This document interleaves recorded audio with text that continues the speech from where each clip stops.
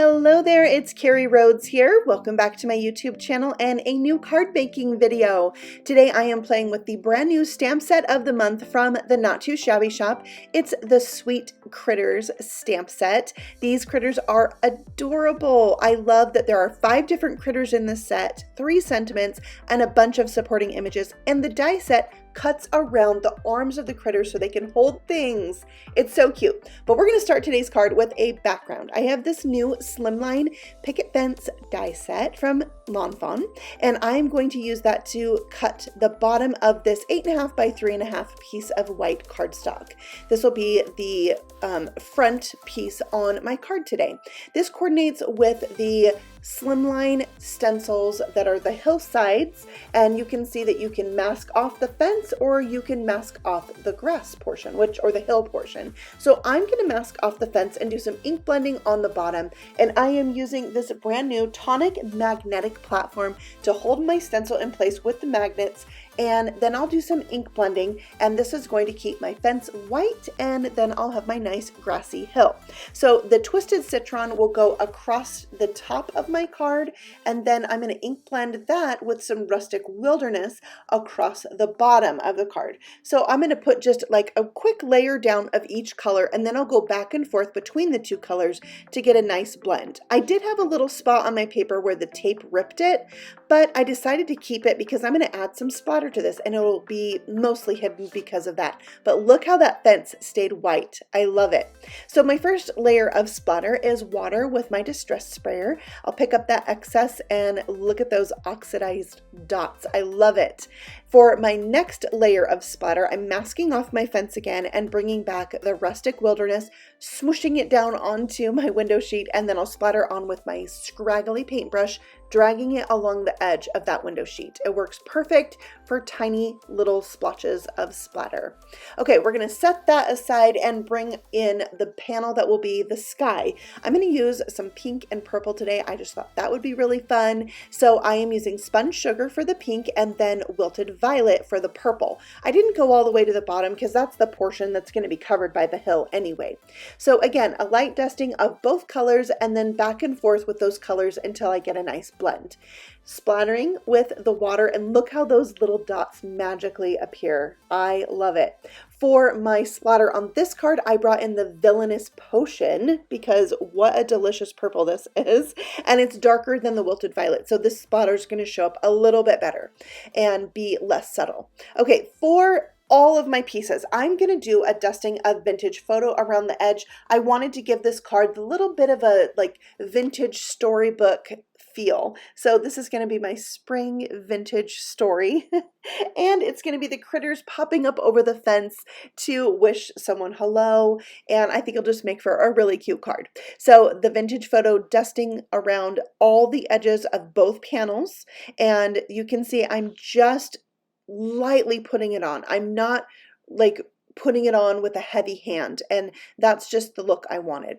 So now I'm going to splatter with those, and I'm going to do this 2 ways. First with my traditional little small scraggly brush, and then with a bigger one, which by the way, I got this brush at the Dollar Tree, and I'm using my finger, and you can see I get those bigger dots of splatter.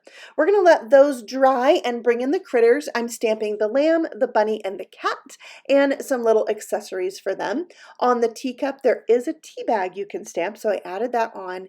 And then for the coloring, I'm using Copic markers, and I'm using warm grays for all 3 of the critters. So my darkest gray will be this W2, which I'm adding on now where there would be shadows, and then I will bring in the W0 marker and really soften out those lines, which means I'm going to use the marker to color over what I already colored and just blend it out. And this is going to go blended out right into the white, so you want a smooth transition from the gray to the white, and that's what this W0 marker is going to do for me. So there is the critter. I'm going to color the other 2 exactly the same, and then I'll bring in some R20 to add pink to the ears, the nose and add some cheeks. And then a little bit of R20 to darken that out because the bunny has the biggest ears. But there's everything colored out, colored to coordinate with the background of my card. I added some highlights with my white gel pen and little stripes to the cat. Now you can see here that die has little pieces that go around the arms of the bunny, and all the dies have that. So once they're die cut, there's an opening around the little hands, so you can tuck the little accessories in there. And I think that is just so clever. I love it when you have dies that give you something extra. So I'm stamping out my sentiment from the same Sweet Critters stamp set with some embossing ink right onto the hill. And I am using a light hand when I stamp this down, not pushing hard, just actually pushing really lightly, but stamping it 3 times because my sentiment is thin lines. It's not a bold sentiment. I don't want to press too hard and make those lines kind of squish out and not have a crisp sentiment. So once I did that, I added some white embossing powder and just melted it with my heat tool. Next, I'm going to put the critters onto the card, and I'm putting them so they're behind the fence and their little arms will stick over the fence, and I can even still add those little extra stamped images for them to hold. And I'm giving the bunny a bow on the ear. Then I'll add the sheep, and the sheep is going to have the little cup of tea, which by the way, I colored green. So this lamb or sheep is having green tea. I thought that was just fun. It kind of brought out some of the green from the grassy hill. Here's the cat, and the cat is going to hold the rose, and I tried to angle it so it kind of looked like the cat was sniffing the rose. What do you think? Does it look like that? I think so. All right, so there are my critters, and then to mount this onto my card, I am using an obscene amount of foam tape. I get that. It's just how I roll. I like a lot. Don't judge. You do you, right? And I like my cards to be very secure. So that will stick down to the card just like that. And then I am bringing back another stamp from this set, this Open Heart and the Villainous Potion Distress Oxide ink. And I'm going to randomly stamp these hearts in the background. I just needed a little something extra, and I thought that this was the perfect addition to the background, and I just love how it turned out. So then I'm going to add some embellishments. For my first embellishment, I'm bringing in some flocking. Have you guys used this before? It's just puffy, soft goodness. I'm going to put it on each of the heads of the critters just using liquid glue. So I have the fine tip so I can get in those little scallopy corners of their hair. We'll call it hair. And then we'll sprinkle that on. I like to use a metal spoon. It helps reduce static. And I should have done this one at a time because my coffee filter is not large. So yeah, I struggled right here for a minute. I might have made a little bit of a mess, but that's just part of the fun, right? All right, so there you can see the soft, pillowy, cute hair of those critters. I love it.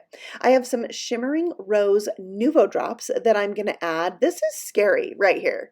Like your card is done and you're going to take Nuvo drops and freehand some hearts on there. Yeah, people say I'm crazy.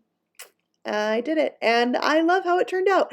If you're making these hearts, try to do like a little V shape, and if it's wonky, use the tip of it to kind of force it into the shape that you want, and they don't have to be perfect, right? It's all about having fun, and I love how it turned out. So I'm going to add this onto my Slimline card base, which is 8.5 by 3.5. So it's an 8.5 by 7 cardstock, and then you score it at 3.5, and you have your Slimline card. So there's the finished card with the Nuvo drops all dry, and I think it turned out so adorable. These critters are really super cute. I love the storybook feel of them, and that they have all these different things they can hold. There's 3 different sentiments in the set, so it's one of those sets that is really versatile because of those extras and the fact that the die cuts the hands open. That's so awesome. So this stamp set is now available as of March 1st at the Not Too Shabby shop. They also have a box of the month that has stamps and paper. Very cool things. So make sure you check that out. I will have a link to the shop for you below. And I just say thank you for stopping by, watching my videos, and letting me share my creations with you. It makes me so happy. I will see you all again very soon on the next video. Happy stamping. Bye.